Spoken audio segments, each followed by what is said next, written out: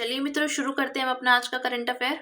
देखते हैं हमारी जितनी भी महत्वपूर्ण खबरें हैं सभी पे विस्तार से चर्चा और विश्लेषण करते हैं। हमारी पहली न्यूज़ है, भारत में संयुक्त राज्य अमेरिका से एलएनजी का आयात अब तक के उच्चतम स्तर पर पहुंच गया। अमेरिकी ऊर्जा सूचना प्रशासन के अनुसार 2024 के पहले 11 महीनों में अमेरिका से भारत में होने वाले एलएनजी के आयात में साल दर साल 71% से अधिक की वृद्धि दर्ज की गई है। तरलीकृत प्राकृतिक गैस के विषय में जानते हैं, जिसे एलएनजी कहते हैं। इसे प्राकृतिक गैस को -162 डिग्री सेल्सियस और -260 डिग्री फ़ारेनहाइट तक ठंडा करके तरल अवस्था में परिवर्तित करके बनाया जाता है। चूंकि एलएनजी मुख्य रूप से मीथेन यानी लगभग 90% मीथेन होती है उसमें से बनी है, इसलिए ये गंधहीन, रंगहीन और गैर विषाक्त और गैर संक्षारक है। भारत विश्व स्तर पर चौथा सबसे बड़ा एलएनजी आयातक है। एलएनजी पर भारत की निर्भरता क्यों बढ़ रही है, तो जानते हैं। एनर्जी बास्केट में विविधता लाना, तो कोयले के उपयोग में कमी लाने के प्रयासों से ईंधन के तुलनात्मक रूप से स्वच्छ स्रोत एलएनजी उपयोग को बढ़ावा मिलेगा। सरकार का लक्ष्य 2030 तक एनर्जी मिक्स में प्राकृतिक गैस की हिस्सेदारी को 15% तक बढ़ाना है। गैस आधारित अर्थव्यवस्था, तो आयातित कच्चे तेल पर निर्भरता को कम करने के लिए गैस आधारित अर्थव्यवस्था की ओर बढ़ने पर ध्यान केंद्रित करना। जलवायु परिवर्तन से जुड़े लक्ष्य, तो एलएनजी कोयले की तुलना में 40% और तेल की तुलना में 30% कम CO2 उत्पन्न करता है। इससे यह जीवाश्म ईंधनों में सबसे अच्छा ईंधन बन जाता है।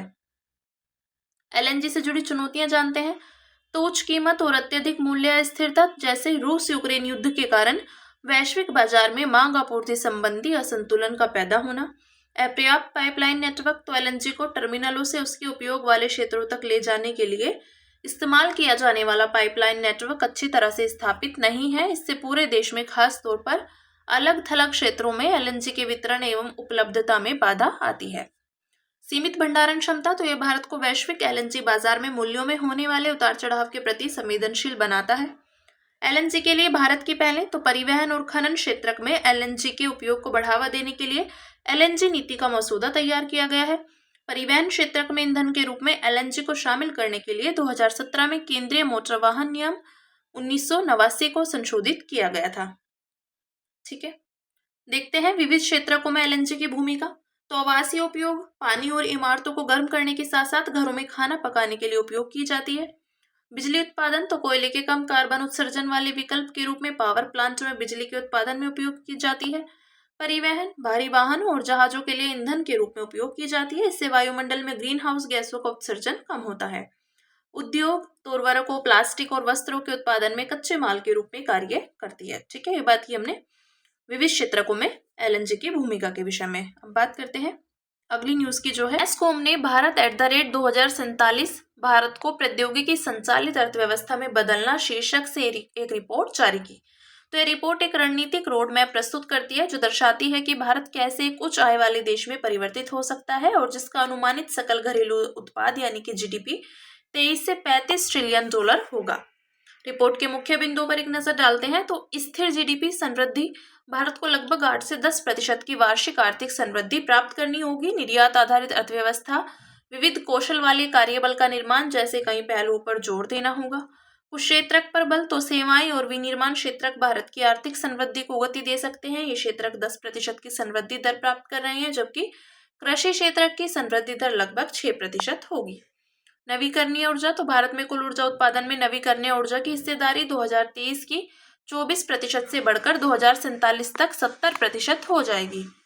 आर्थिक समृद्धि को गति देने वाले क्षेत्र, तो इलेक्ट्रॉनिक्स यानी निकट भविष्य में आर्टिफिशियल इंटेलिजेंस आधारित प्रोडक्ट सिमुलेशन और लंबी अवधि में क्वांटम कंप्यूटर व ब्रेन इंस्पायर्ड न्यूरोमॉर्फिक चिप्स के डिजाइन पर ध्यान देना होगा। ऊर्जा, तो मुख्य रूप से माइक्रोग्रिड, स्मॉल मॉड्यूलर रिएक्टर्स आदि में निवेश को बढ़ावा देना है। रसायन, तो एआई आधारित मॉलिक्यूलर डिजाइन और ग्राहकों की आवश्यकताओं के अनुसार अनुकूलित फॉर्मुलेशन पर ध्यान देना होगा। उदाहरण के लिए चीन ने विनिर्माण संसाधनों को एकीकृत करके उन्हें रासायनिक पार्कों में संगठित किया है। ऑटोमोटिव, तो विद्युतीकरण, इलेक्ट्रिक वाहनों को अपनाने को प्रोत्साहन और सॉलिड स्टेट बैटरियों को अपनाने पर ध्यान देना होगा। सेवाएं, वित्त और बैंकिंग, स्वास्थ्य देखभाल जैसे क्षेत्रों पर जोर देना होगा। रिपोर्ट में की गई मुख्य सिफारिशें, तो सरकार के लिए सिफारिशें हैं। निर्यात को बढ़ावा देने वाली अवसंरचना के विकास को प्रोत्साहन देना चाहिए।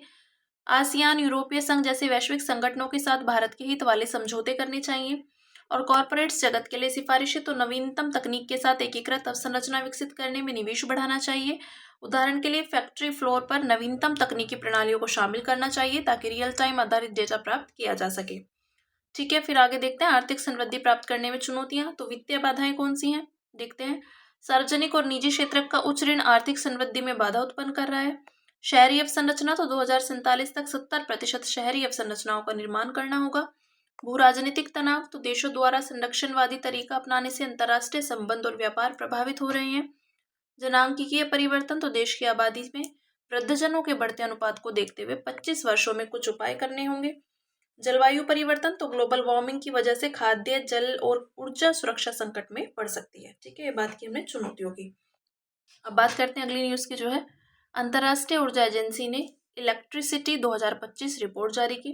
तो इस रिपोर्ट में बढ़ते विद्युतीकरण, विद्युत प्रणालियों के विस्तार और उत्पादन सम्मिश्रण में मौसम पर निर्भर ऊर्जा स्रोतों की बढ़ती हिस्सेदारी जैसे उभरते रुझानों पर चर्चा की गई। रिपोर्ट के मुख्य बिंदुओं पर एक नजर डालते हैं। तो वैश्विक ऊर्जा मांग 2024 में 4.3% बढ़ी थी। इसके बाद 2027 तक 4% के करीब बढ़ने का अनुमान है। संयुक्त राज्य अमेरिका और यूरोपीय संघ को पीछे छोड़ते हुए चीन विद्युत के सबसे बड़े उपभोक्ताओं के रूप में उभरा है। 2024 में विद्युत उत्पादन में वैश्विक CO2 उत्सर्जन में 1% की वृद्धि देखी गई, लेकिन 2025 से 2027 के बीच इसके स्थिर रहने की उम्मीद है। 2025 से 27 के दौरान विद्युत की बढ़ती मांग का 95% हिस्सा सौर, पवन और जल विद्युत जैसे नवीकरणीय ऊर्जा स्रोतों से पूरा होने की संभावना है।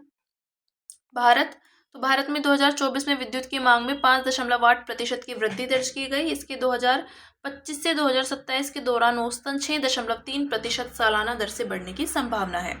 भारत की कोयला आधारित ताप विद्युत क्षमता 2032 तक 283 गीगावाट तक पहुंचने का अनुमान है। 2024 में कोयला 74% विद्युत उत्पादन के साथ भारत में विद्युत उत्पादन का प्रमुख स्रोत बना रहा। नवीकरणीय ऊर्जा हिस्सेदारी 2024 की 21% से बढ़कर 2027 तक 27% तक पहुंचने की उम्मीद है। इस हिस्सेदारी में सौर PVS प्रमुख भूमिका निभाएंगे। 2024 में परमाणु ऊर्जा में 13% की बढ़ोतरी देखी गई और 2031-32 तक पर भारत की परमाणु ऊर्जा क्षमता 8.2 गीगावाट से तिगुनी होकर 22.5 गीगावाट हो जाएगी। ठीक है, देखते हैं आगे विद्युत की मांग में वृद्धि के लिए जिम्मेदार कारक कौन से हैं। तो वैश्विक बढ़ता औद्योगिक उत्पादन यानी सौर PV सेल्स, एयर कंडीशनिंग का बढ़ता उपयोग, विशेष रूप से चीन में EV चार्जिंग अवसंरचना और डेटा सेंटर्स में विस्तार आदि। भारत की बात करें तो 7% की उच्च आर्थिक समृद्धि और तीव्र गर्मी के परिणाम स्वरूप भारत में AC की मांग बढ़ रही है। PM सूर्य घर मुफ्त बिजली योजना जैसी योजनाएं और बिजली नियम 2024 में संशोधन और संयंत्र स्थापना तथा बिजली कनेक्शन की प्रक्रिया को सुव्यवस्थित कर रहे हैं। आगे देखते हैं भारत में ऊर्जा की बढ़ती मांग को पूरा करने के लिए उठाए गए कदम। तो राष्ट्रीय विद्युत योजना 2024, प्रथम अपतटीय पवन ऊर्जा परियोजना स्वीकृत, जल विद्युत के लिए बजटीय सहायता और नए कोयला संयंत्रों की योजना। ठीक है, देखते हैं अब मर्सर मेटल ने भारत का ग्रेजुएट स्किल इंडेक्स 2025 जारी किया। तो इस इंडेक्स में आर्टिफिशियल इंटेलिजेंस आधारित कार्यस्थलों के लिए भारतीय स्नातकों की रोजगार क्षमता का आकलन किया गया। इसके मुख्य बिंदुओं पर एक नजर डालते हैं। तो भारतीय स्नातकों की समग्र रोजगार क्षमता 2023 की 44.3% से घटकर 2024 में 42.6% रह गई थी। यह गिरावट विशेष रूप से मानव संसाधन, डिजिटल मार्केटिंग जैसी गैर तकनीकी क्षमताओं की कमी के कारण दर्ज की गई। हालांकि भारतीय स्नातकों ने AI जैसी तकनीकी क्षमता वाली नौकरियों में सबसे अधिक रोजगार योग्य क्षमता प्रदर्शित की है।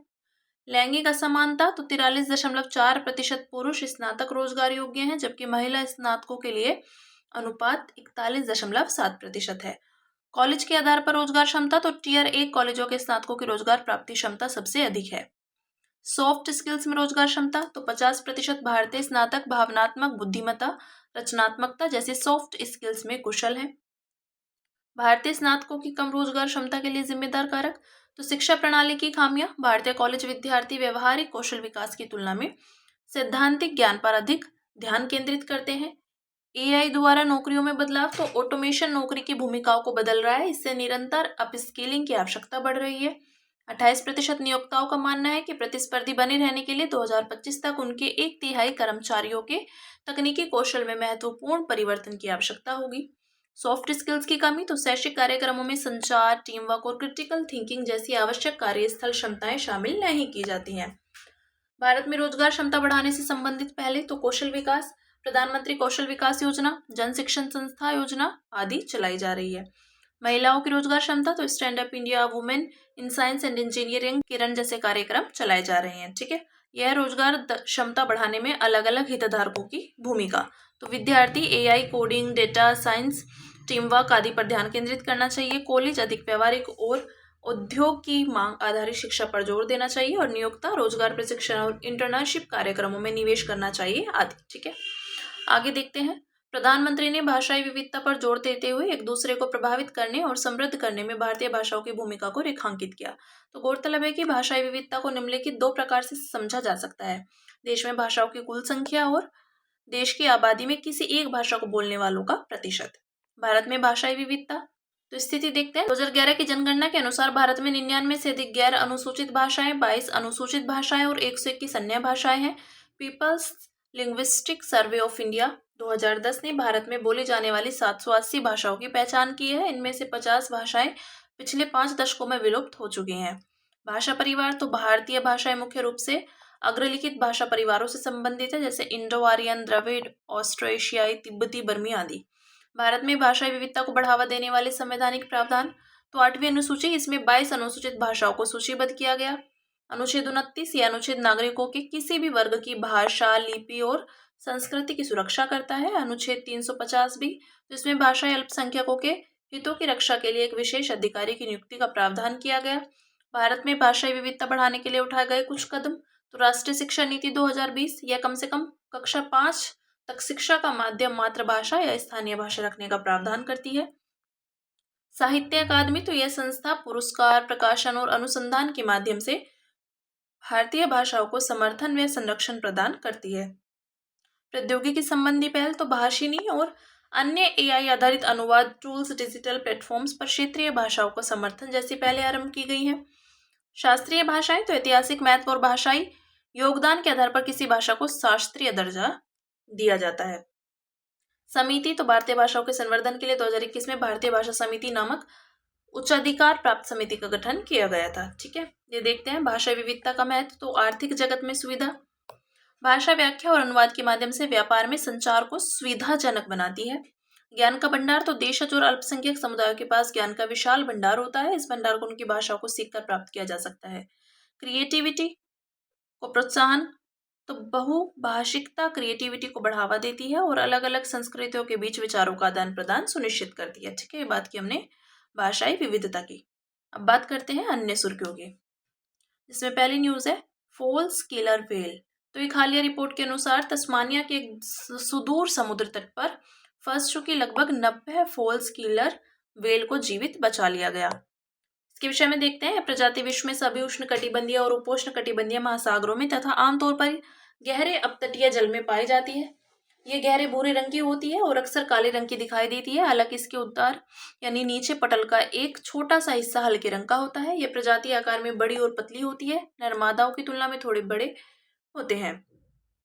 व्यवहार, यह प्रजाति मिलनसार होती है और मजबूत सामाजिक बंधन बनाती है। अक्सर यह लघु उप समूह में पाई जाती है। इन उप समूहों में एक या उससे अधिक फॉल्स किलर व्हेल होती हैं।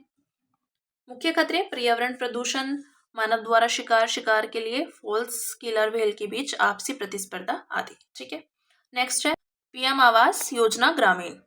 तो प्रधानमंत्री ने पीएम आवास योजना ग्रामीण के द्वितीय चरण का शुभारंभ किया। 2016 में ग्रामीण विकास मंत्रालय द्वारा ये शुरू की गई थी। उद्देश्य है ग्रामीण गरीबों को मौलिक सुविधाओं के साथ सस्ते व पक्के मकान प्रदान करना, ग्रामीण भारत में सभी के लिए आवास सुनिश्चित करना। लक्ष्य 4.95 करोड़ मकानों का निर्माण करना। पहले मार्च 2022 तक 2.95 करोड़ मकानों का निर्माण करना था। इससे बढ़ाकर 2024-29 तक 2 करोड़ अतिरिक्त मकान कर दिया गया है। वित्तीय सहायता तो इसके तहत पात्र लाभार्थियों को अपने स्थायी मकानों के निर्माण के लिए 3% रियायती ब्याज दर पर 70,000 रुपये तक का ऋण प्रदान किया जाता है। लाभार्थी सामाजिक आर्थिक जनगणना 2011 और आवास प्लस 2018 सर्वेक्षण के माध्यम से पहचाने गए व्यक्ति लाभार्थियों की ग्राम सभाओं द्वारा पुष्टि की जाती है। पात्रता मानदंड तो बेघर परिवार तथा कच्चे मकानों में रहने वाले परिवार। फिर आगे है कूनो राष्ट्रीय उद्यान। तो हाल ही में कूनो राष्ट्रीय उद्यान में 5 और चीतों को एनक्लोजर से खुले वन में स्वतंत्र छोड़ा गया। तो यह मध्य प्रदेश के श्योपुर जिले में स्थित है और यह विंध्य पहाड़ियों में विस्तृत है कूनो राष्ट्रीय उद्यान। ठीक है, इसका नाम कूनो नदी से लिया गया है। कूनो चंबल नदी की सहायक नदी है। इसे 1981 में वन्य जीव अभ्यारण्य और 2018 में राष्ट्रीय उद्यान का दर्जा दिया गया था। यहाँ पाई जाने वाली वनस्पतियां उत्तरी उष्ण कटिबंधीय शुष्क पर्णपाती वन श्रेणी में आती हैं। वनस्पतियां करदई, सलाई, खैर आदि। जीव जंतु हैं चित्तीदार हिरण, सांभर, नीलगाय, बार्किंग डियर आदि। फिर नेक्स्ट है झूमोर यानी झूमर नृत्य। भारत के प्रधानमंत्री असम के गुवाहाटी में झूमोर बिंदिनी यानी मेगा झूमोर 2025 में उपस्थित होंगे। यह उत्सव असम के चाय उद्योग की 200वीं वर्षगांठ का प्रतीक है। यह एक लोक नृत्य है जिसे मुख्य रूप से असम के चाय उत्पादक जनजाति और आदिवासी समुदाय द्वारा फसल कटाई के मौसम में किया जाता है। यह नृत्य सामाजिक समावेशन, एकता और सांस्कृतिक गर्व का प्रतीक है। इसमें महिलाएं मुख्य रूप से नृत्य और गायन में भाग लेती हैं, जबकि पुरुष मादल, ढोलिया, ढाक, झांझ, बांसुरी और शहनाई जैसे पारंपरिक वाद्य यंत्र बजाते हैं। नृत्य में पहने जाने वाले परिधान समुदाय के अनुसार अलग अलग होते हैं, लेकिन लाल और सफेद साड़ियां महिलाओं के बीच विशेष रूप से लोकप्रिय हैं। आगे ग्रेट लेक्स। तो हालिया रिपोर्ट्स के अनुसार जलवायु परिवर्तन से उत्तरी अमेरिका की ओंटारियो झील को खतरा है। यह झील 5 ग्रेट लेक्स में शामिल है। देखते हैं कौन सी 5 ग्रेट लेक्स हैं इनके विषय में। तो 5 ग्रेट लेक्स हैं सुपीरियर सबसे बड़ी और सबसे गहरी झील, मिशिगन, फिर ह्यूरोन सबसे लंबी तटरेखा वाली, ईरी सबसे उथली यानी सबसे कम गहरी झील, ओंटारियो सबसे छोटी झील। ये 5 ग्रेट लेक सामूहिक रूप से पृथ्वी पर सबसे बड़ा फ्रेश वाटर सिस्टम है। इस सिस्टम में पृथ्वी का 1/5 सतही ताजा यानी मीठा जल प्राप्त होता है। मिशिगन झील का संपूर्ण क्षेत्र संयुक्त राज्य अमेरिका में स्थित है। अन्य 4 झीलें जो है वो कनाडा, संयुक्त राज्य अमेरिका के बीच प्राकृतिक सीमा बनाती हैं। अपवाह लेक सुपीरियर का जल Lake Huron, Lake Michigan, Lake Erie और लेक ओंटारियो से होते हुए सेंट लॉरेंस नदी में मिलता है। नेक्स्ट, क्रेडिट इंफॉर्मेशन कंपनियां। तो हाल ही में आरबीआई ने क्रेडिट इंफॉर्मेशन कंपनियों को क्रेडिट जानकारी प्रदान करने में विफल रहने की वजह से सिटी बैंक पर 39 लाख रुपए का जुर्माना लगाया। यह ऋण, क्रेडिट कार्ड्स आदि के संबंध में व्यक्तियों एवं कंपनियों के पब्लिक डेटा, क्रेडिट लेन देन और पेमेंट हिस्ट्री एकत्र करती है। ऋणदाता और क्रेडिट दाताओं को मदद करने के लिए एक क्रेडिट स्कोर तैयार करती है। इसी आधार पर वित्तीय संस्थाएं ऋण के आवेदन को स्वीकार करती है या अस्वीकार करती है। लाइसेंसिंग और विनियमन। तो इन्हें आरबीआई लाइसेंस देता है। इनका विनियमन क्रेडिट सूचना कंपनियों अधिनियम 2005 के तहत किया जाता है। ठीक है, आगे देखते हैं धर्म गार्जियन। तो भारतीय थल सेना की एक टुकड़ी जापान में आयोजित हो रहे संयुक्त सैन्य अभ्यास धर्म गार्जियन में भाग लेने के लिए रवाना हुई। यह भारत और जापान में बारी बारी से आयोजित होने वाला वार्षिक सैन्य अभ्यास है। उद्देश्य है इसका संयुक्त राष्ट्र के मैंडेट के तहत संयुक्त अर्बन वॉरफेयर और आतंकवाद रोधी अभियान संचालित करते हुए दोनों देशों की थल सेनाओं के बीच समन्वय को बढ़ाना। फिर नेक्स्ट है बाथोवाद। तो असम में बोडोलैंड प्रादेशिक क्षेत्र की सरकार ने बाथोवाद को आधिकारिक धर्म के रूप में मान्यता प्रदान की। बाथो धर्म बोडो समुदाय का एक लोक धर्म है। ये बाथोबराई या सीबवराई की पूजा पर केंद्रित है। इसे बोडो जनजाति का सर्वोच्च देवता माना जाता है। यही कारण है कि इसे बाथो धर्म कहा जाता है। बाडो भाषा में बा का अर्थ 5 और थो का अर्थ गहन दार्शनिक विचार होता है। ये 5 तत्व हैं बार, वायु, सूर्य, हा पृथ्वी और अग्नि तथा ओखरांग आकाश। बोडो जनजाति के विषय में देखते हैं तो यह मैदानी भागों में रहने वाली असम की सबसे बड़ी देशज जनजाति है। पारंपरिक रूप से इनका निवास क्षेत्र ब्रह्मपुत्र के उत्तरी किनारे और भूटान की तलहटी में रहा है। भाषा संबंध असम बर्मा समूह के तिब्बती बर्मी भाषा परिवार से संबंधित है। नेक्स्ट है सुर्खियों में स्थल हमारा होंडुरास, राजधानी है टेगु सिगाल्पा। तो भारत ने उष्णकटिबंधीय तूफान सारा से प्रभावित होंडुरास को मानवीय सहायता भेजी है। इसके विषय में देखते हैं। अवस्थिति मध्य अमेरिका, भूमि सीमा इसके पश्चिम में ग्वाटेमाला और अल साल्वाडोर तथा दक्षिण एवं पूर्व में निकारागुआ स्थित है। आसपास के समुद्र इसके उत्तर में कैरिबियन सागर तथा दक्षिण में प्रशांत महासागर है। भौगोलिक विशेषताएं, प्रमुख नदियां पटुका और उलुआ, सबसे ऊंची चोटी माउंट लास मिनास, खाड़ी फोनसेका की खाड़ी, यह अल साल्वाडोर, होंडुरास और निकारागुआ से घिरी हुई है। ठीक है, ये बात की हमने होंडुरास की। तो हमारी आज की जितनी भी महत्वपूर्ण खबरें थी हमने सभी पे विस्तार से चर्चा और विश्लेषण किया। अब इसी के साथ मिलते हैं कल अपनी नई खबरों के साथ।